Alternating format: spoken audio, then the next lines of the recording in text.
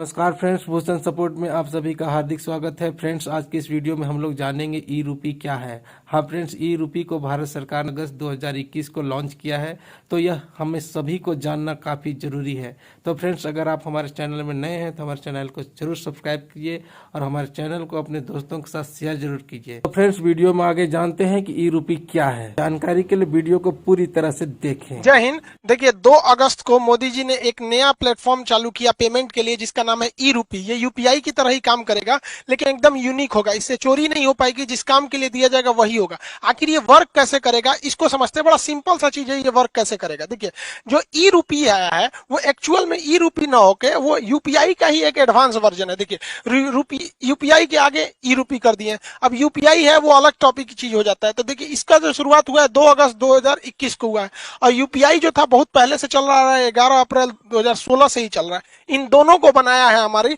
NPCI ने। ये क्या चीज है एनपीसीआई? इसको होता है national payment corporation of India. यही देश में जितना भी पेमेंट होता है, आप ट्रांसफर कैसे भी करते हैं पैसा वगैरह, इसी को ये सारा चीज कंट्रोल करता है। इसे कहते हैं, इसी के अंडर सब आते हैं, इसलिए इसे अम्ब्रेला कहते हैं। मतलब इसी के छतरी के अंदर सब आते हैं एनपीसीआई के अंतर्गत। अब ये कैसे काम कर रहा है समझिए ध्यान से इसको। ये है, इसमें मैसेज या क्यूआर कोड द्वारा आपको एक स्पेसिफिक कोई भी सुविधा भेजनी होगी तो ये क्यूआर कोड द्वारा आएगा। क्यूआर का फुल फॉर्म क्या होता है? Quick response. ये बड़ी तेज रिस्पांस करता है। कहीं पेमेंट कटाना है, क्विक रिस्पांस तुरंत ये काट देता है। अब किसी के पास ही छोटका मोबाइल हुआ है ये वाला, अब इसमें क्यूआर कोड आएगा नहीं, तो इसमें एसएमएस जाएगा, शॉर्ट मैसेज सर्विस। ये एसएमएस के थ्रू आपको एक कोड मिल जाएगा। वो कोड जिसको दीजिएगा उतने बदले आपको वो सुविधा दे देगा। तो ये आता कैसे, अब ये कैसे काम करेगा इसको ध्यान से समझते हैं। जैसे अगर सरकार किसी को कंबल देना चाहती है तो सरकार के पास पहले यही 2 ही रास्ते थे, या तो उसको कंबल दे या तो उसको पैसे दे। बीच में से पूरा कंबलों गायब हो जाता था, पैसों गायब हो जाता था। किताब देना चाहती है तो भाई कोई भी चीज, या कपड़ा देना चाहता है, खाना देना चाहती है, तो सरकार के पास यही रास्ते हैं। अगर सरकार खाना देगी तो कई तरह से घोटाला, लोग खाने का पैसा मार जाएंगे या खाने की क्वालिटी गिरा देंगे। अभी सरकार ने कहा था मास्क बांटने के लिए 20 रुपया की जगह पे 2 रुपया वाला मास्क बांट दिया था, 50 रुपया मास्क बोला था तो 2 रुपया वाला बांट दिया था। अलग अलग चीज में सरकार पहले देना कुछ चाहती है, वहां तक पहुंच नहीं पाता है, तो इसको ये पूरी तरह से खत्म कर देगा। क्योंकि ये स्पेसिफिक जिस पर्पज के लिए दिया जाएगा आप वही काम यूज ही कर सकते हैं, और जिसे दिया जाएगा वही यूज कर पाएगा। कैसे करेगा इसको समझिए। जैसे मान के चलिए ये एक किसान है भाई साहब, इनको, ये एक पर्सन है, इनको किस यूज के लिए सरकार पैसा देगी? सरकार ने इन्हें 1000 रुपया देना चाहती है कि आप जाके फर्टिलाइजर यूरिया वगैरह खरीद लीजिएगा। तो अगर इनको कैश पैसा दिया जाता तो कोई गारंटी नहीं थी कि वो यूरिया खरीदते कि कुछ और खरीद लेते। तो अब सरकार क्या करेगी, इनके मोबाइल पर 1000 रुपए का एक क्यूआर कोड भेज देगी। अब ये किसान सोचेंगे कि मान के चलिए, सोचा कि एक काम करते हैं, 1000 का यूरिया की जगह पे ना दारू खरीद लेते हैं शराब के दुकान पे। तो इनके मोबाइल पे आया है 1000 का क्यूआर कोड, इनको लगेगा कि भैया ये कहीं चलेगा। अब ये दारू के दुकान पे जाके कहेंगे कि हमको 1000 का शराब दे दीजिए, तो वो कहेगा क्यूआर कोड दीजिए। तो शराब के दुकान वाला जब क्यूआर कोड को स्कैन करेगा ना तो उसमें ये इनवैलिड कहेगा। क्यों? क्योंकि इस सब के पीछे खड़ा है एनपीसीआई। एनपीसीआई जो है, इसने शराब वाले को ये वाला क्यूआर कोड का एक जुड़वा भेजा ही नहीं है। मैच करेगा तब ना पेमेंट होगा, इसने भेजा ही नहीं है। इसने किसको भेज रखा है? भारत में जितने भी यूरिया के दुकान वाले हैं उनके पास भेज दिया है यहाँ पर। यानी ये क्यूआर कोड अगर इन्हें यूरिया या फर्टिलाइजर खरीदने के लिए दिया गया है तो एक ही साथ एनपीसीआई क्या करता है, एक इनके मोबाइल पे भेजता है और एक सिस्टम में अपलोड कर देता है, किसके? फर्टिलाइजर यानी यूरिया वाले के पास। तो यानी ये वाला क्यूआर कोड ये हिंदुस्तान में कहीं भी जाएंगे यूरिया वाले के पास मैच कर जाएगा, बाकी ये किसी को दिखाएंगे मैच नहीं करेगा। तो देखिए, इनको 1000 का यूरिया भी मिल गया, आई चाह के भी इसका दूसरा यूज नहीं कर सकते। जैसे मान के चलिए ये बाबा है, इनको 2000 रुपए का इलाज कराने के लिए सरकार ने पैसा दिया कि भैया आप जाइए 2000 रुपए का इलाज करा लीजिएगा, ये फलाना दवा खरीद लीजिएगा, आपके बढ़ोतरी के लिए काम आएगा। इन्होंने सोचा 2000 रुपया का हमारे पास क्या आ गया है, क्यूआर कोड आ गया है। एक काम करते हैं, 1000 रुपया का दवाई खरीदेंगे। पहले चलते हैं पोता के लिए ना खिलौना खरीद लेते हैं, हमारा पोतवा बड़ा हो गया, देख ना सीबीएसई बोर्ड वाला है यहाँ पे, इसके लिए सोचेंगे खिलौना खरीदने के लिए। अब खिलौना के जहाँ पे बिल बनवा लेंगे और कहेंगे देखिए हमारे पास 2000 का क्यूआर कोड है, आप इसी में से काट लीजिए। बस लो, खिलौनवा के दुकानिया वाला उस पे क्यूआर कोडवा को स्कैन करेगा ना तो कहेगा इनवैलिड। काहे? ई भैया ई बैठल है कौन? एनपीसीआई। ये बहुत होशियार है। जैसे ही सरकार क्यूआर कोड देती है तो 2 गो देता है, एगो ई बाबा को देगा और जो दवाई इनको लेना है उस दवाई वाले के पास भेज देगा। इसका मतलब इनका 2000 का क्यूआर कोड इसका जो जोड़ा है मैच करेगा तभी ना जी। जैसे ताला चाबी मैच करना चाहिए कि नहीं करना चाहिए, तो इनका जोड़ा जो मैच करेगा दुनिया के किसी चीज से मैच नहीं करेगा। वो जब भी मैच करेगा तो दवाई वाले से मैच कर जाएगा। अब ये जाएंगे 2000 रुपये जहां दवाई वाले को देंगे वो स्कैन करेगा, धड़ाक से हो जाएगा। यानी ये क्यूआर कोड जो एनपीसीआई देगी ई रूपी के तहत वो जोड़ा में देगी, एक आपको देगी एक दुकान वाले को। इसीलिए कहता है जिसको देगी वही यूज करेगा और जिस काम के लिए देगी वही काम कर सकते हैं। एक और एग्जांपल समझते हैं। मान के चलिए आजकल एजुकेशन में महिलाओं को एजुकेशन बहुत जरूरी है, तो महिला एजुकेशन के लिए बबनी को पैसा दिया गया कि जाओ तुम 5000 का किताब खरीदो, तुम पढ़ोगी देश आगे बढ़ेगा। तो 5000 रुपए की किताब के लिए इनके पास क्या भेज दिया गया, क्यूआर कोड भेज दिया गया, क्विक रिस्पॉन्स, तुरंत इनको पैसा मिल जाएगा। ये सोच रहा 5000 की किताब खरीदने से अच्छा है ना चलते हैं ब्यूटी पार्लर में मेकअप करवा लेते हैं। मेकअप में बहुत पैसा लगता है, कुछ पोत देती हैं सब, एगो झाड़ू रख ले रहती हैं सब छोट साइज का, अही अखिया उठा देती हैं, ऐसे छज्जा जैसन बना देती हैं सब। तो मान के चलिए मेकअप करा लेगी। अब मेकअप करेला के बाद कहेगी देखिए हमको मोदी जी ना 5000 रुपया का क्यूआर कोड दिए, आपको पैसा चाहिए ना, लीजिए स्कैन कीजिए। तो निकालेगी स्कैन करने के लिए, ब्यूटी पार्लर वाला कहेगा नॉट मैच, जा एक तो मेकअप हो गया, अब मैच ना करेगा। काहे कि जो एनपीसीआई है ना इसने क्या किया है कि 5000 रुपया का क्यूआर कोड एकरा मोबाइल में तो भेजबे किया है, साथ ही साथ जिस किताब के लिए भेजा गया है वो किताब कहां कहां बेचती है, जहां जहां वो किताब बिकती है उस दुकानदार के पास भी है वहां पर, तो वही किताब ये वाले में मैच करेगा। समझ में आ गया कि नहीं आ गया? दूसर कोनो चीज में मैच नहीं कर सकता है, ये फायदा है। इसीलिए इसे कहा जाता है कि स्पेसिफिक पर्सन ही यूज कर सकता है और उसी काम के लिए यूज कर सकते हैं जिसके लिए इसे भेजा गया है। ये क्यूआर कोड जो है ई रूपी का, ये बनेगा कैसे? अब देखिए कैसे बनेगा, उसमें बैंक बनाएंगे, सब बैंकों की जिम्मेदारी है। अभी शुरुआत में कुछ बैंक है जैसे एसबीआई, एचडीएफसी वगैरह वगैरह, धीरे धीरे सारे बैंकों को इससे जोड़ दिया जाएगा। बैंक के पास ही ये अधिकार होगा ये प्रीपेड सर्विस देने के लिए। जैसे मान के चलिए बहुत सारी कंपनी है, डेल कंपनी है, अमेरिका की डेल कंपनी या कोई कंपनी है, वो चाहती है अपने किसी वर्कर को मुंबई भेजी है काम से कि अब मुंबई में उसको रहने के लिए बढ़िया होटल चाहिए, तो उसने वर्कर को दिया कि लो भैया 20,000 रुपया तुम ताज होटल में रह जाना, क्योंकि मेरी कंपनी का नाम होगा ताज होटल में रहोगे तो।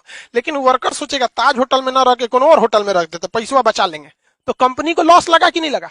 तो अब कंपनियां क्या करेंगी, धीरे धीरे जब ये एडवांस होगा तो वो क्या करेगा, डेल कंपनी किसी बैंक को कहेगा कि हमको 20,000 रुपया का ताज होटल का एगो कूपन दे दीजिए, क्यूआर कोड दे दीजिए। तो ये 20,000 का देगा तो कुछ अपना चार्ज भी लेगा, 20,000 का देगा तो। अब बताइए ये आदमी जो कंपनी थी या सरकार थी उसने कूपन बनाने को दिया, तो ये बैंक किसको रिक्वेस्ट भेजेगा, एनपीसीआई को। ये 1 सेकंड के अंदर अंदर इसको कोड बना के दे देगा। एनपीसीआई 3 गो कोड बनाएगा। पहला एगो रखेगा अपने पास कि बाई दी में कोई विवाद हो गया तो हम मैच कर लेंगे, एगो उस वर्कर बाकी बैंक को दे देगा। तो बैंक किसको देगा, एगो वर्कर को कि हाँ भैया ले जाइए आप ताज होटल में रुकिएगा। एगो स्कैन करने के लिए कहां चल जाएगा, ताज होटल के पास। अब लो तुम ओबराय होटल में लगाओगे, किसी और होटल में लगाओगे, वो सुनबे नहीं करेगा। क्यों? क्योंकि एक जोड़ा उस कर्मचारी के कहां पे था, वाउचर में दिया गया था मोबाइल में स्कैन करने के लिए। एगो किसके पास था, ताज होटल के पास, और ये वो किसके पास है, एनपीसीआई के पास। कि बाद में कोई विवाद हो जाए कि ना मैच नहीं कर रहा है और कंपनी कहेगी ना ताजे होटल का ही है, मैच क्या नहीं करेगा, तो ये सुलझा सके। समझ में आ गया? इसके अलावे एगो ये अपने पास इसलिए रखता है कि मान के चलिए इसने भेजा और कर्मचारी आया ही नहीं, 1-2 साल तक नहीं आया, तो बाद में वो वाउचर बर्बाद नहीं ना होगा। तो एक फिक्स टाइम के बाद एनपीसीआई कहेगा उसे ताज होटल में जाइए, नहीं रहा है, 2 साल हो गया, एक काम कर जिसका है पैसा वापस कर दे, लो भैया। तो इतना वेल डिसिप्लिन हो जाएगा ये चीज जिसका कोई हद नहीं। अब सरकार पहले याद कीजिए, पहले राजीव गांधी जब प्रधानमंत्री हुआ करते थे उस समय की बात है, वो कहते थे 100 रुपया भेजती है सरकार तो 55 रुपया पहुंचता है।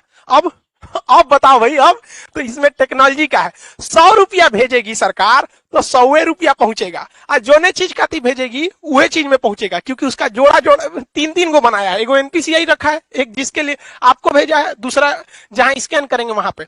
अब जैसे मान के चलिए किसी को, अब आप इतना तो समझ ही गए, अभी सरकार ने कुछ मंत्रालय को इसमें किया है, आगे जाके सारी चीजों को इसी से जोड़ दिया जाएगा, वही काम ही आ सकता है। कई ऐसे डिपार्टमेंट है सरकार के जहां सरकार देती है पेट्रोल भरवाने का पैसा कि लीजिए फलाना अधिकारी हैं आप, पेट्रोल भरवा लीजिएगा 10,000 का और दौरा कीजिए गांव गांव में विकास हो रहा है कि नहीं। तो सर अधिकारी क्या करते थे, सब घर में सुतते थे सर, अब पेट्रोलों का पैसा बेच देते थे सर। अब सरकार ई ना करेगी, अब सरकार उनको 10,000 रुपया का पेट्रोल ना देगी, 10,000 रुपया का QR कोड देगी। लो बउआ तू 10,000 का QR कोड लो, और भारत के पेट्रोल पंप को भी वो QR कोड सेम दे देगी कि हमारा अधिकारी जहां आएगा पेट्रोल भरवाएगा, QR कोड दिखाए दे देना। अब अगर वो घरे में बैठल है, कैश पैसा आना नहीं है, टाइम के अंदर खत्म नहीं होगा, तो NPCI वापस पैसा सरकार को भेज देगा। अब लोग तो इसीलिए इसे कहा जाता है कि स्पेसिफिक पर्पज के लिए ही स्पेसिफिक इंसान ही यूज कर पाएगा। तो ये पूरा खेल चल रहा है NPCI के अंडर में, वो काफी मैच कर रहा है इसको। इसके और भी बहुत सारे फायदे हैं। पहला कि इसके लिए किसी भी तरह के नेट की जरूरत नहीं है, आपको जरूरत नहीं है, जो पैसा काटेगा उसको जरूरत है। अब मेरे पास QR कोड आ गया है तो हमको क्या जरूरत है नेट कोड का, जो पैसा काटना है जो दुकानदार है उसके पास रहना चाहिए, पर्सन के पास नहीं रहना चाहिए। इसके लिए किसी एप्लीकेशन की जरूरत नहीं है। पहले आप पेमेंट पैसा देते थे UPI के थ्रू या किसी के थ्रू, तो आपको कोई ना कोई, चाहे गूगल पे रखिए, पेटीएम रखिए, भीम रखिए, फोन पे रखिए, अब बड़ी ज्यादा था ससुरा पेमेंट ऐप, तो कोई ना कोई एप्लीकेशन की जरूरत है। ऐसा कोई अभी एप्लीकेशन की जरूरत नहीं है, आपके मोबाइल पे QR कोड आ जाएगा, रजिस्टर मोबाइल। दूसरा, इसमें किसी भी तरह के रजिस्ट्रेशन की जरूरत नहीं है। अभी क्या है, कोई मोबाइल से करना चाहता है तो फोन पे डाउनलोड कर लेगा, ले ससुरा KYC नहीं है, रजिस्ट्रेशन नहीं है, 20 गो झमेला है, इसमें कोई रजिस्ट्रेशन की जरूरत, कोई लिमिट भी नहीं है, कितना का QR कोड बनाना है कितना, कोई दिक्कत नहीं है। अभी ये शुरुआती फेज में है, आने वाले 4-5 साल बाद ये बहुत ही ज्यादा बढ़ जाएगा। एक वक्त था, आज से 10 साल पहले लोग ATM यूज करने नहीं जाते थे। एगो बैंक का ATM था ससुरा, कौन बैंक का था, ICICI का था कि HDFC का, उसमें हम आज से 10-12 साल पहले ATM का कड़वा लगाए थे, तो अंदर लेके चल गया था, धक धक करने लगा था, सोचा हमारा कड़वा अंदर ले गया, देगा कि नहीं देगा। लेकिन आज देखिए ATM कितना फेमिलियर हो चुका है, तो धीरे धीरे ये भी काफी फेमिलियर हो जाएगा। अब आप समझ गए कि ये स्पेसिफिक काम में ही इसे यूज किया जा सकता है। आने वाले वक्त में सारे लोग अब ऐसे ही करेंगे। जैसे कोरोना में किसी को आपको खाना देना है, तो एक काम कीजिए, आपको मान के चलिए दिल्ली के लोगों को खाना देना है, तो आप क्या कीजिए, 1000 QR कोड बना लीजिए, और उस QR कोड का एक कॉपी तो NPCI के पास रहेगा, आपको दुइये को न मिलेगा। तो आप क्या कीजिए, उस 1000 QR कोड को दिल्ली के होटल को दे दीजिए, और बाकी बचा को 1000 जनता को दे दीजिए। तो वो QR कोड कहां जाएगा, होटल में, खाइबे करेंगे, बाकी तो पैसा मिलेगा नहीं। तो जिस काम में जाएंगे अब पैसा वहीं यूज होगा। बहुत बहुत धन्य है भैया ये टेक्नोलॉजी जो आया, अगर ये टेक्नोलॉजी नहीं रहता, नेट इतना नहीं रहता, तो बहुत ये सब चीज बहुत मुश्किल थी। और एक तरह से अगर आप देखेंगे ना, तो डिजिटल इंडिया का यही फायदा है। और डिजिटल इंडिया को सफल बनाने में सबसे ज्यादा अगर कोई योगदान है तो जियो ने, जो शुरुआत में फ्री दिया, लोगों को इतना ना आदत दिला दिया कि लोग अब डिजिटल हो गए। पहले डाटा बहुत महंगा मिलता था, 999 में 1 GB ऐसे करके 3G मिलता था, और रात भर अगर डाटा ऑन हो गया, सुबह उठते आदमी देखता था डाटा ऑन, और ये बाप मर गए रे ससुरा, सब उड़ जाएगा। आज कोई टेंशन ही नहीं, सबका डाटा हमेशा ऑन रहता है। तो इसमें जियो ने भी बहुत ज्यादा योगदान दिया है, दुनिया में सबसे सस्ता डाटा हम लोग को देकर। आई होप आप इसको समझे होंगे। मिलेंगे नेक्स्ट क्लास में। जय हिंद।